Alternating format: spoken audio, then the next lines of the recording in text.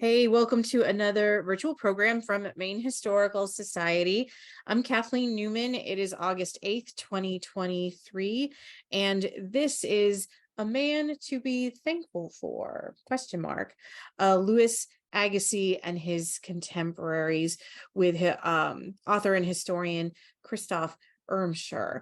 Before we begin the program, let's just take a moment and remember and recognize that Maine Historical Society recognizes that what is currently referred to as Maine is Wabanaki homelands, a place that Wabanaki people have stewarded for over 13,000 years. Wherever we are in Maine, we are on Wabanaki homelands, and we recognize the inherent sovereignty of the Abenaki, Maliseet, Mi'kmaq, Passamaquoddy, and Penobscot nations within these lands and waters. Understanding Wabanaki history is vital to understanding Maine, and we're committed to helping provide education about this history through partnerships with Wabanaki people. This program is part of our series for our exhibit Code Red, Climate Justice and Natural History collections. And Wabanaki science is a major part of that exhibit. We worked with Wabanaki partners to put the exhibit together. And the topic of our talk this evening, Louis Agassiz, his story features in the exhibit as well. And so joining us to talk more about this individual is Christoph Irmscher, and he is a distinguished professor and director of the Wells Scholar Program at Indiana University, Bloomington. His many books include the now classic Poets of Natural History, we published in 2019, with new photographs by Rosamond Purcell, as well as two books on Longfellow, the widely read Longfellow Redux and Public Poet, Private Man, a catalog written to accompany the Longfellow Bicentennial Exhibition at Harvard, which he curated. And you can learn more about Professor Irmscher's work, his books, what he's up to if you visit his website, christophermscher.com, and I'll share that link in the chat. But for now, thank you very much, Professor, for joining us this evening. Thank you so much, Kathleen. Thanks to the Maine Historical Society for having me. It's a great opportunity to reflect a little bit on the work that I've been doing. And good evening to the audience. And I look forward to your questions at the end of my talk. You will see the beginning slide of my talk, which you all should see, is in fact by Rosamond Purcell, a photographer I've been proud to work with for many, many years. And this is based on a glass slide, on a magic lantern slide that shows Louis Agassiz and appropriately kind of blurs him a little bit. And I thought this would be a nice effect at the beginning. The quotation in my title is in fact is in fact by Emerson. And if you've looked up Emerson, if you looked up the quote, you will see that this is related to, I need to see if I can forward the slide. This doesn't seem to be happening now. There we go. Yeah, this is a portrait of Emerson. The quotation, "a man to be thankful for," happened in a conversation that Emerson had with Louis Agassiz in 1866. Agassiz had in fact just returned from Brazil, and they were sitting on the beach at Nahant on the rocks and were having a conversation. And Agassiz was talking about the year he had spent in Brazil, and he was sharing his impressions. And among other things, he was saying, this is a country that is just waiting to be unlocked by Yankee spirit, by Yankee business. And unfortunately, it was pretty much, as Agassiz put it, defunct because of racial mixing. And Emerson responded well to that quote. And this is something we need to remember. He said, Agassiz was a man, and I quote, "to be thankful for, always cordial, full of facts, with unsleeping observation, and perfectly communicative." So that's Emerson agreeing with Agassiz, and that's important for my story, which also involves Agassiz's contemporaries. Now let's fast forward 40 years to Stanford University. The setting is the campus of Stanford University outside the biology building. And this is something that happened during the devastating earthquake that struck San Francisco in 1906, in April 1906, at 7.9 in magnitude. It was one of the most significant earthquakes of all time. 3,000 people died. Over 80% of the city was destroyed. Among the collateral damage, certainly a minor part of this event, was something that happened on the campus of Stanford University. A large statue of a man fell nearly 50 feet from the exterior of what was then the zoology building at Stanford. Ended up headfirst in the ground, as you can see. Not much damage, and became quite a sight to see for Stanford students. They had their pictures taken with what had happened. In this particular image, which I happened to be able to acquire a few years ago, you see the Stanford student Perry Blodgett, and you know it's Perry because there's an inscription in the back of the photograph, wearing a sports coat, a tie, and a hat, and he's right next to that statue. His left hand rests casually on it, which is kind of a comical contrast to the statue that's headfirst in the ground. He probably had made a special trip to have his picture taken.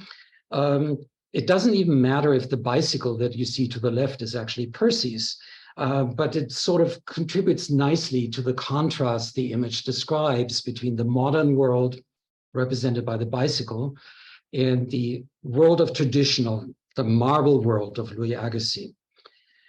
The statue is, of course, of Agassiz, and you can see the inscription upside down. He was really probably one of the most famous scientists of all time, certainly in the 19th century.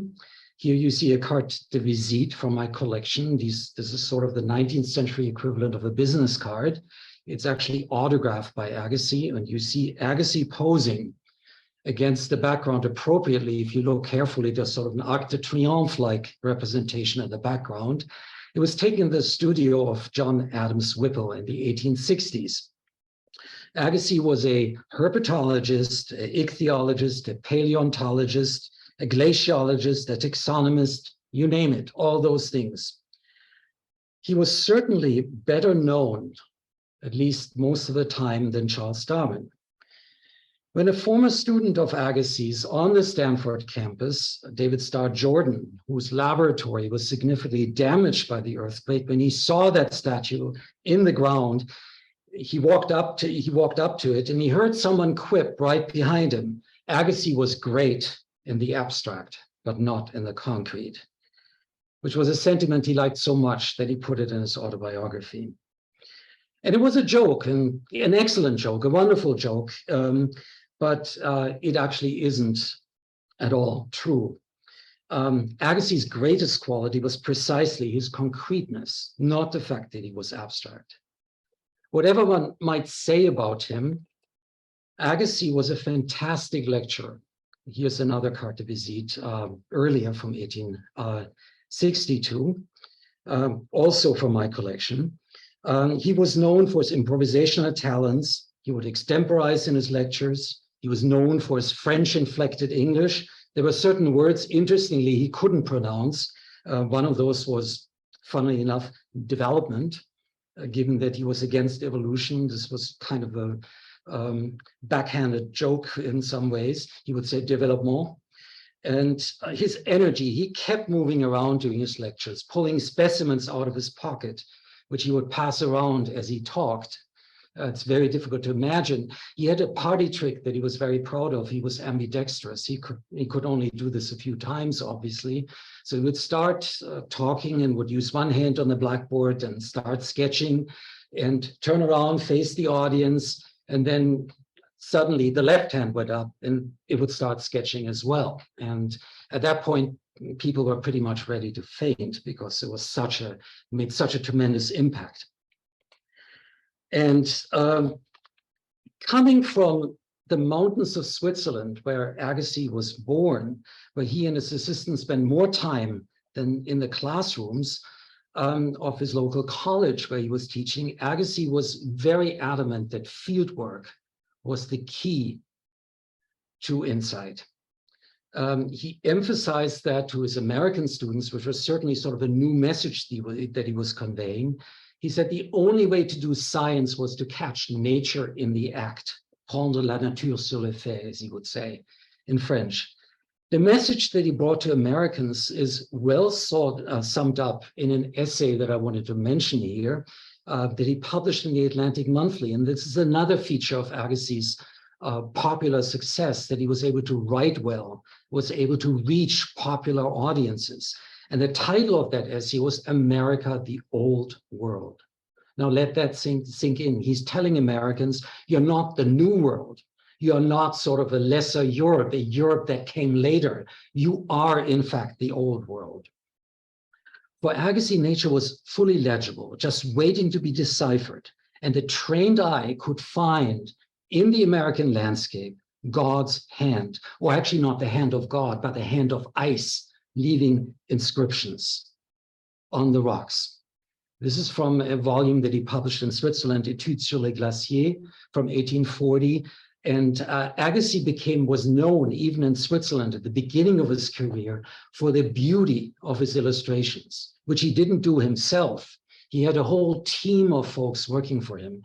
This engraving is actually by Joseph Bétanier, who did most of the engravings, who did the engravings for his book on glaciers. So you can see God's hand in the scratches the glaciers had left in the landscape. And what Agassiz first described with the reference to the glaciers of his home country, he found beautifully reflected in the rocks of his new country, America. The striations and grooves that he would see everywhere, which speak, as he saw it, of the ice sheets that traveled over the landscape. And much of this history could also be traced, as he saw it, in Maine, which he first visited in 1864. And I thought I would include a little reference to that, honoring my audience tonight. Here he found what he said, what he called glacial writing everywhere. His prose reflects the combination of his interest in local things, in spots in the landscape, with a desire to expand these observations into a global theory. This is a quote from his essay, Glacial Phenomena in Maine, which was published in 1867 in the Atlantic Monthly. I may say, without exaggeration, that glacial phenomena extend over the whole length and breadth of the state of Maine, where there is no obvious cause for their disappearance. If they disappeared under a stream on its northern shore, they reappeared on the southern side. If hidden for a time by some mass of vegetation, they are found again farther on. So the landscape speaks to you. You just have to be patient. You have to be a patient observer.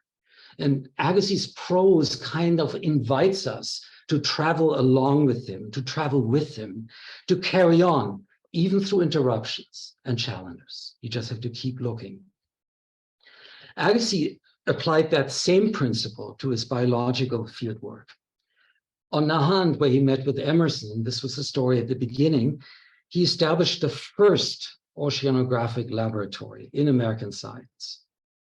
And students could watch him plunge into the water, microscope in hand, so that the jellyfish could no longer evade him, as he said. And of course, they were looking at him and were going like, is this man crazy? But he was in fact modeling to them how you do science. You bring your body into the scientific enterprise. There's a story that once when his eyes had sort of given out from too much looking, he couldn't see things anymore. He would take a fossil and taste it, lick it, to be close to it as much as he could be. He was right next to his students. He was encouraging them. He was peering at whatever they hauled in the net. And you can imagine him sort of glistening with sweat, the thin hair on his forehead kind of running down. There were descriptions of him. He was the embodiment of somebody who gave all he had to science. he wasn't just the embodiment, perhaps, that's probably a better way of putting it. He was science. He incorporated science. And he was virtually drunk with the beauty of what he saw around him. And the same man who read these grooves and striations on the rocks, he would also turn his eye to the most fragile things, to jellyfish. Here are some of the pictures. Actually, I wanted to include that, an image of these striations that he would see. That's a ledge in Westbrook. That's from the Maine Geological Survey. And I did include, just for fun, a couple of photographs from a recent hike I took actually in Bavaria. And you can see the landscape becomes like this thing that you can read, you can connect with its history. The rocks tumbling down, this is where the glacier once was. He's making nature legible, putting it at your fingertips. Now, as I said, the same kind of intensity would bring to jellyfish, to the smallest things, to large structures like rocks, to tiny things. And here's a quotation from a description of the naked-eye Medusa from what later on became his one great work, the Contributions to the Natural History of the United States of America, which he did not complete. He only made it to volume 4. One little note too, the illustration that you see is by Henry James Clark, who was one of his favorite students and was treated abominably by him. And I can say a little more about this. Agassiz was a machine. Sort of the flip side of his enthusiasm was that he exploited the people around him. Not a new story at the time, certainly not a story that's unfamiliar today. And many a grad student can speak about that experience. But now for this quotation, which again gives you a sense of Agassiz's prose, of his style. It is indeed a wonderful sight to see a little animal no larger than a hazelnut, as transparent as crystal, as soft as jelly, as perishable as an air bubble. You see him sort of reaching for comparisons, make language fit what he's seen, run actively through as dense a medium as water, pause at times and stretch his tentacles, and now dart suddenly into one direction or another. And this is very beautiful. He's saying suddenly into one direction, suddenly into one direction. He's making this a momentary glimpse that his language gives to you. Suddenly in one direction or another, turn around upon itself and move suddenly in the opposite direction. So we can basically see this thing going like this, which is, of course, something that's not in front of us, but he's putting that in front of us. Describe spirals like a bird of prey rising in the air, or shoot in a straight line like an arrow, or perform all these movements with as much grace and precision, and elongate and contact its tentacles, throw them at its prey, and secure in that way its food with as much certainty as could a larger animal provide with flesh and bones. And you see how he's like running through the analogies. He's saying a bird of prey, maybe, or an arrow, maybe, or maybe it's an animal, flesh and bones, teeth and claws, and all the different soft and hard parts which we consider generally as indispensable requisites for energetic action. So at this point, we've already forgotten where he started. You know, he is so immersed in the prose, it's becoming kind of a fieldwork experience for us through language. So all of these things in mind, a bird of prey, an arrow, an animal with flesh and bones, teeth and claws, but at the end, it's just a jellyfish. Though these little creatures are, strictly speaking, nothing more than the little mass of cellular gelatinous tissue. And this is really brilliant. He's essentially sort of getting us used to the fact that an inconspicuous creature like this carries the world in itself. That's the justification of the science. And he felt that this is science that can be done by everyone. This is another important part of his legacy. He felt that science should be part of the general fabric of culture. Being scientifically ignorant is a disaster. You need to know science just as you know literature, just as you know music, just as you know painting.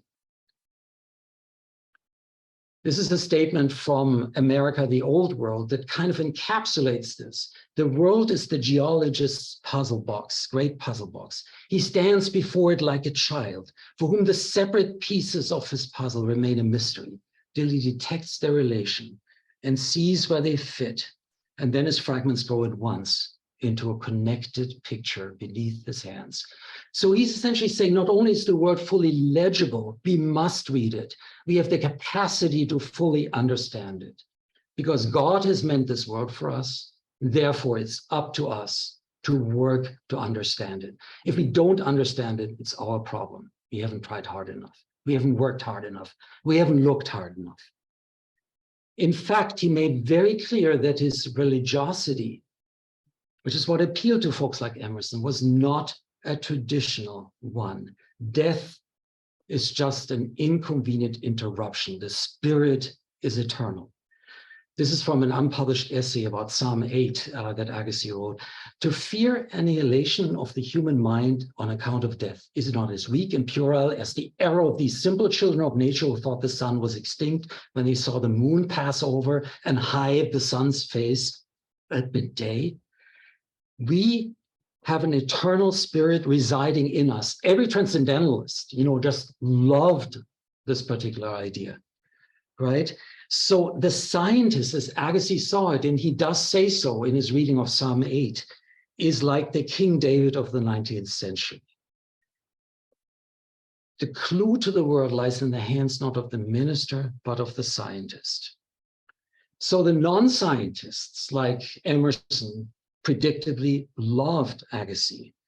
Emerson called him the foreign professor, and he took Cambridge by storm, essentially. Thoreau agreed to collect things for him.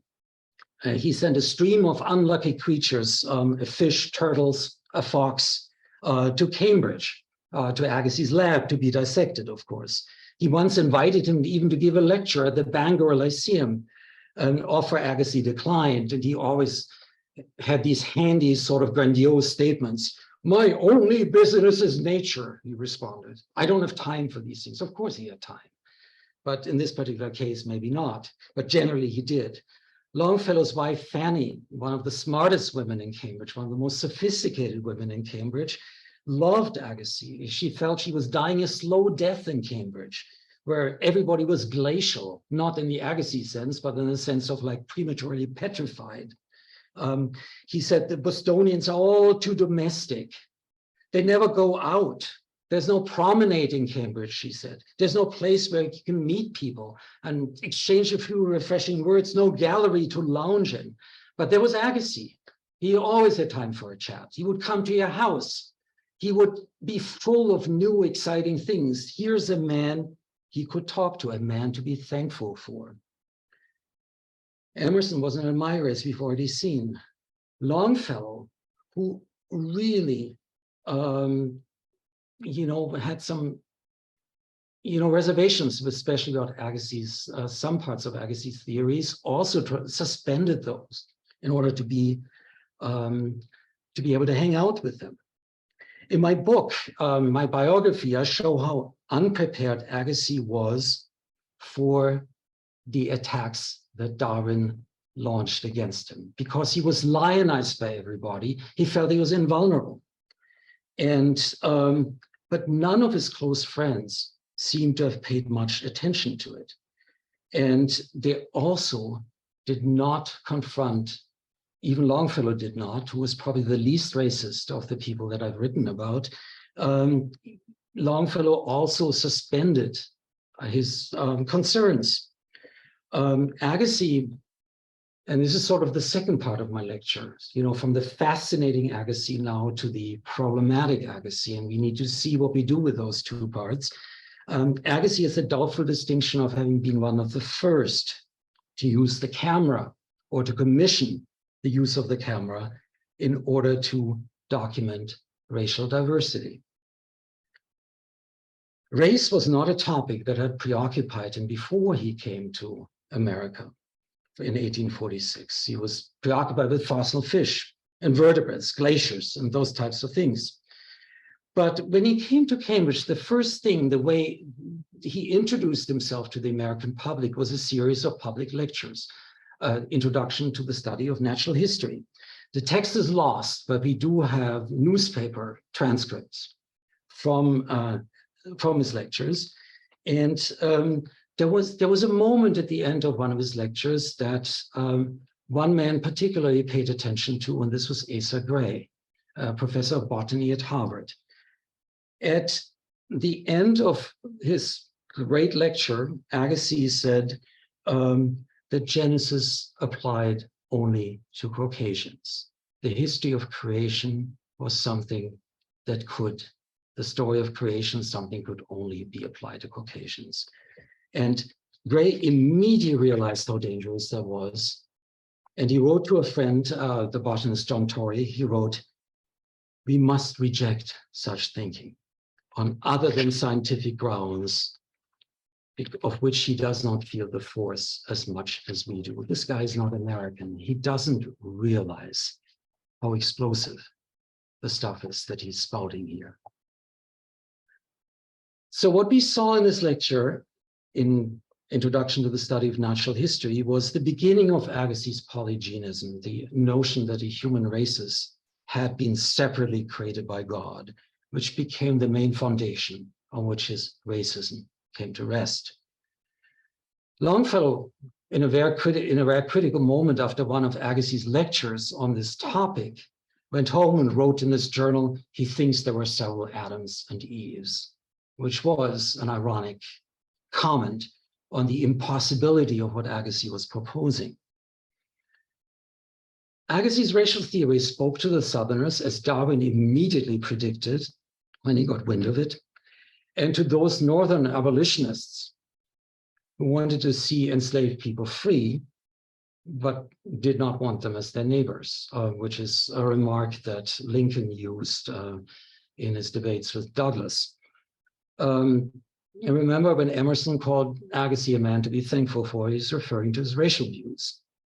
Now, what do we do with the coexistence of these two things in Agassiz? The capacity of wonder about a fragile jellyfish, of wonder at the rocks and the landscape, and the crude moralizing about racial inferiority.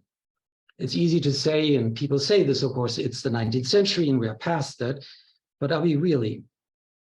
Agassiz wanted, and this is part of the problem, he wanted to be a top-notch scientist, but he also wanted to matter. He wanted to be relevant publicly. And he felt, apart from a visceral kind of need he had to weigh in on these issues, which Stephen Jay Gould has pointed out, he felt that he had to have an opinion, that he had to voice an opinion on what he perceived as the American problem. And word got around. It was for Agassiz's benefit that the infamous Zeely daguerreotypes at Harvard of enslaved people were taken. Instead of those daguerreotypes, and I don't want to enter into this discussion today, I will talk about something that I know a little better.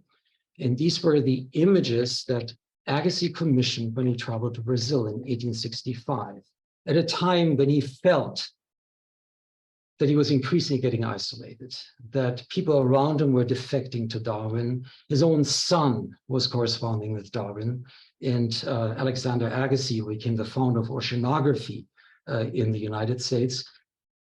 So he felt pressure to have a flashy kind of research venture that would put him in the limelight again. And the trip to Brazil was a way for him to do this. He left on April Fool's Day, as I like to remind people, in 1865. He left Boston for Brazil, and he hoped that collecting in the Amazon River would provide him with rock-solid proof, pun intended, that fish stayed in their assigned God-ordained places, that rocks had ended up where they were supposed to be. As far as Agassiz was concerned, nothing in nature ever traveled. Unfortunately and ironically, he had to travel in order to prove that. That was a principle he applied also to human races, which he considered biologically distinct.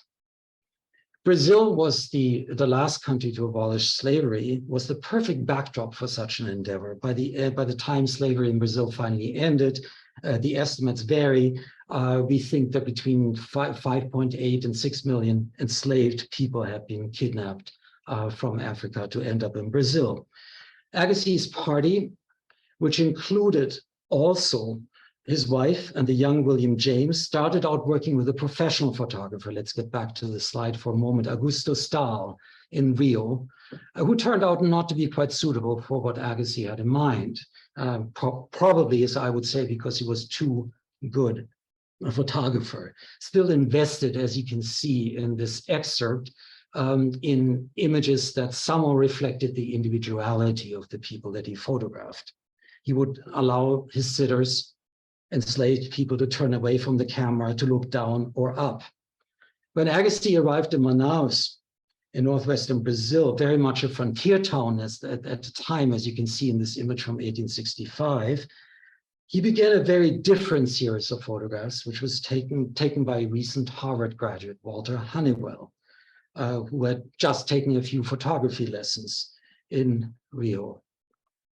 The images, and I've purposely cropped them not to feature the subjects in poses that Agassiz had intended to be compromising. The images took place in a dilapidated courtyard of a former treasury building, a government building. You can still see the crumbling walls. You can see the debris on the ground, on the rickety chairs, which Agassiz included for size comparisons. Honeywell was not very good at what he did, and you can see this in the glass negatives, which are kept at the Peabody Museum. Sometimes you will find a thumbprint on them, or if he forgot to coat the entire image. So the emulsion actually doesn't reach all parts of the glass image. And of course, you have to imagine that he was working in very hot weather, which didn't make his work any easier. And also he was inexperienced. There you see a comparison returning to the Agassiz portrait, which one of these men that were invited into into the courtyard for these sessions, which William James witnessed at one point, and it turned him off. He was horrified by what was happening. We don't know how he got these people, indigenous or mestiza people, men, sometimes children, women, to pose for him. But the expression on the sitters' faces, as you can see here, conveys how awkward people felt about this process once it was underway. There are over 120 of these negatives. Some of the folks stand, some sit, some lean, some stare, some blink, some frown. One woman is holding a baby. The goal was always the same, to show how different these men, women, children were from us, the norm. To Agassiz, these people were nothing but pieces of animated flesh. And you're tempted to say, you know, how beautiful they are, how the pictures recover that kind of beauty, retain it. But that's, once you embark on this argument, that's easily tantamount to justification. Like the daguerreotypes, these images sat mostly unused after Agassiz's return, with the exception of one particular woman, as you can see here, who does show up in the French translation of Voyage in Brazil, which is the book that, Journey in Brazil, which is the book that Agassiz published, mostly written by his wife, Elizabeth Agassiz, after his return. So if you go back to the image, you can actually recognize the facial features. Incidentally, one of the images does show what I think is Agassiz walking into the image, just so to help you imagine the kind of setting. The white suit and the body shape seems to point to the fact that this was Agassiz himself. So what do we do with Agassiz today? Where does it leave us? The history of American science would be incomplete without him, that is for sure. He was a charismatic teacher. He was a careful observer. He was a polymath. He also exploited his grad students, fudged some of his evidence, mishandled specimens, and stole things from other observers. And he was a racist. But that doesn't mean that his name need not be on buildings, some people would say. He's part of the past. And so one solution has been to erase it. A trailblazer was the Agassiz Elementary School in Cambridge, which in 2002 changed its name to the Maria Baldwin School to honor the school's first Black principal. The Agassiz School on Chicago's North Side took 2 decades to do the same. It's now named after Harriet Tubman. The Agassiz School in Fargo, North Dakota remains. Smaller objects are usually more rewarding targets. Sometimes nature takes over. The Agassiz column in Yosemite, which you see here, is completely covered up by vegetation today, so you can't actually see it anymore. Larger objects are more intractable. The Agassiz horn in the Swiss Alps. And for now, at least, Agassiz statue does remain somewhere on the Stanford campus, unlike that of David Starr Jordan's. His statue was removed, so was Agassiz, and Agassiz was, in fact, is being kept somewhere else on campus. 3 years, not Jordan's statue, but Jordan's name. 3 years ago, the administrators of Stanford University removed Jordan's name from Jordan Hall, which houses the psychology building, which is now just building 420. Indiana University followed suit. This is Jordan Hall at Indiana University, which is now simply the biology building. The reason that Stanford's administrators gave for keeping Agassiz statue and not keeping Jordan's name was that Agassiz had already fallen down. Remember that famous image. And they pointed to the iconic imagery associated with that. And then there's a weirder explanation they also gave. They said that the fall of the statue is kind of a lesson in the strength of earth materials, of rocks, because it didn't shatter. It seems to me, in a way, if that pun is permitted, that the Stanford administrators were having their rock, or actually cake, and eating it too. Basically, they're saying the earth had already punished Agassiz, so why should we? And maybe there's a better way, actually, of dealing with Agassiz's legacy. And this is not erasing it, but confronting it. And in the final 5 minutes, I want to talk a little bit about the work that a friend of mine, the Brazilian mestiza artist, performance artist, and thinker, Anita Eggman, has been doing. And with collaborators, Sandra Benitez, an indigenous art curator, Guarani, and together they've been questioning the ways Westerners have appropriated and destroyed the rainforest. And Agassiz would be only one in a long line of folks who've been pursuing a similar agenda. Remember, the rainforest home to the largest diversity of plant species on Earth, 116,000 by some estimates, hundreds of indigenous ethnic groups.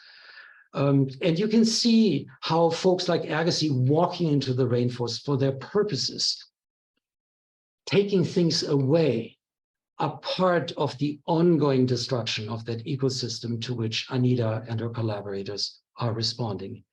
Agassiz took things away. In his case, barrels of fish, close, and as we saw, many, many photographs. Anita Eggman and her collaborators put things back. In these 2 examples that I want to show you, with which I will end my lecture, where you see the young woman I showed you earlier was featured in the French translation of Agassiz's book, how the image of that jeune fille, as she's referred to in the French translation, ends up back in the forest again, put right back into it. Or in this, my final example, where you see a book about the Zili daguerreotypes, to which I also contributed an article, where Eggman appears herself, her hand stamped with ochre, the ancient practice of female artists, holding this book and holding it into the forest. A reminder that all scholarly analysis, mine included, is imperfect and incomplete. And I would say it's time to let the collected be the collectors now. Thank you. Thank you, Christoph. That was really interesting and some really powerful food for thought.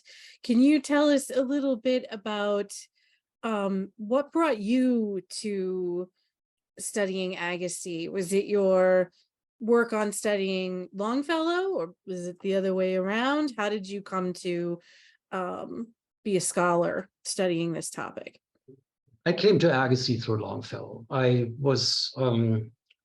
I came to Longfellow accidentally. I was a postdoc at Harvard University. I was working with materials in Houghton Library, wonderful Houghton Library. And Longfellow I discovered because suddenly I came across pictures he'd drawn for his children. And Longfellow became, to me at least, the epitome of a good man, of a decent man, of someone who was attuned to the needs of his children, for example. And the more I studied him, the more I liked him. Agassiz cropped up frequently, and I wanted to find out what drew him to it. And I remember coming across a journal entry, an entry in Longfellow's journals, where he talked about having dinner at Agassiz's house, and the Brazilian emperor was the guest of honor.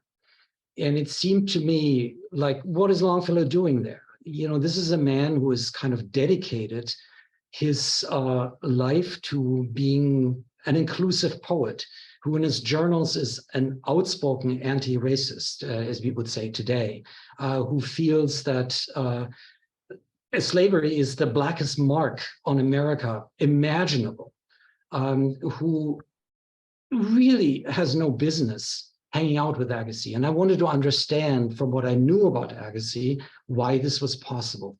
I wanted to understand why other folks in Cambridge were friends with Agassiz. And I started reading more about him.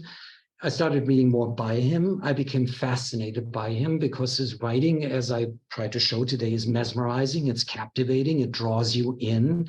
It embodies really what we would want for a scientist today, to think about audiences, to be able to communicate with audiences, to rally people for the cause of science. And yet, there are all these other things too. And I began to study his life in depth to find out more about him. I started studying his European life, and things took off. And all of a sudden, I had a kind of biography on my hands that I don't think I was totally intending to write. It was essentially an investigation that, you know, ended up being a little out of control. I'd written about Agassiz before in a different context. There's a book that I published in 1999, which was reissued, The Poetics of Natural History. And Agassiz features in the final chapter as a sort of anticlimax of a tradition of natural history that I wanted to reinterpret as being inclusive, as imagining sort of porous boundaries between humans and animals. I was interested in that. Agassiz figures in the final chapter as someone who's willing to institute those boundaries by saying that some people are closer to animals than others, and using race as a criterion to make that distinction. So I had this image of Agassiz as a baddie in a way from that book, and then there was Longfellow liking him. And I really wanted to figure out how these two parts went together. So what do you think, what was Longfellow doing at Agassiz's table? You know, I mean, why were they friends? Is it just, you know, we work together? It's a complicated question. I do think the most prominent kind of reason for Longfellow wanting to be with Agassiz was that Agassiz reflected European sophistication. And it's hard for us to imagine that being pro-Europe, being not a nationalist, being inclusive, being multilingual, as Longfellow was, we think that he spoke 9 languages fluently, that he read as many as 15, perhaps, that this was sort of a countercultural gesture in 1850s, 1860s Cambridge. I remember reading Longfellow trying to lower the postage for overseas mail, and the president of Harvard, Walker, at the time, saying they'd only ever gotten 1 letter from Europe. So essentially, and he was proud of it. So Longfellow felt that Agassiz represented the refinement, the centuries of European culture that he felt had to feed into American culture, American literature, and so forth, to make it the interesting and polyvocal thing that he wanted it to be. Mm-hmm. Someone in our audience is making an interesting point too. Do you think that Longfellow had the ability to entertain the complexity of individuals and accept individuals, even in the presence of great weakness? Coming to mind is his ability to have lunch with his father-in-law, Appleton. Nathan Appleton, yes. Right, who depended on slave labor for cotton in his factories, but also to have lunch with Charles Sumner, who's very much, his views are very much opposite. Yes, Appleton's. yeah. That is certainly true. And you might sort of call it obliviousness, but I don't think that's the case. I mean, he knew when to draw lines. There's a moving moment in one of his journals when the last descendant of the last enslaved person born in Longfellow's mansion. When this person came to see Longfellow, Longfellow closed the door, and he was not willing to be, he was not available to anybody. He did say, and this has been often held against him, he was the first major white poet to publish poems against slavery, which was widely noticed. And people say, yes, he was prompted by Charles Dickens and so forth. True, but he did it. And he did say that he was hoping that his poetry was such that a slave owner could read them while having breakfast. And people say, oh my God, how could you have done that? So there's that side, but there's also the fact that you find Longfellow's poems cropping up in Black newspapers, appreciatively being quoted, that when Longfellow dies, you find a Black newspaper saying, here's a man whose work was always given, and I quote, on the side of liberty, which is an amazing thing to say about a man who, during most of his life, stayed away from making public pronouncements on anything. So yes, he was a compartmentalizer, but if you do read him carefully, if you do read his poetry also carefully, the kind of mutual affection the poetry encourages, it is not one that lets itself be claimed or reclaimed in the sense of division. And I think that is important. Some other questions from the audience. Where did Agassiz's idea for separate evolutions of humans come from? Yeah, that is not Agassiz's original idea. Polygenism has a long history. Most immediately in Agassiz's case, it was something that he adopted when he started hanging out with Southern racist, Southern race theorists. In this case, Josiah Nott is someone who was particularly responsible for that. He had visited Samuel Morton's collection of skulls, the American Golgotha, as it was known, which was also used to document racial differences and to show that these racial differences were fixed, they were in place. So not something that had evolved, but something that had been there from the start of creation. And these two major influences on him, Samuel Norton and Josiah Nott, probably were instrumental in leading him to it. Stephen Jay Gould's The Mismeasure of Man, which is really the book to start the discussion on Agassiz's racial views, it tackles all these theories and shows how they go up in smoke when you look carefully at them. And I'm glad you brought that up, because my next question was going to be, if people want to learn more about this topic, where should they go? Well, Stephen Jay Gould is a very good place to start. And the book is still in print, and it's still a powerful read. Of course, I would say my book has a chapter on race that people can turn to. But really, Edward Lurie's biography before I undertook mine, using essentially Agassiz's letters to great effect, letters that his wife Elizabeth left out of the official biography, will also give you a great start on understanding where he was coming from and how these two sides of Agassiz were constantly feeding into each other. Well, thank you so much again for joining us this evening, sharing your expertise. And thank you to our audience for joining us and for your thoughtful comments and questions. If you haven't had a chance yet to see our Code Red exhibit, it'll be open through the end of the calendar year.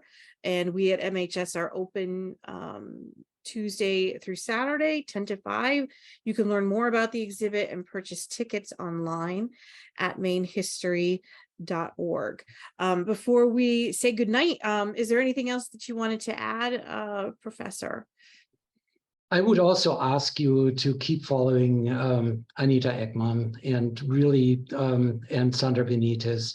There's a lot of wonderful stuff coming from there. And these are the responses that Agassiz could not have imagined, of course. Excellent. We will. Well, thank you again. And everybody have a good evening. Hope we'll see you back here soon. Thank you.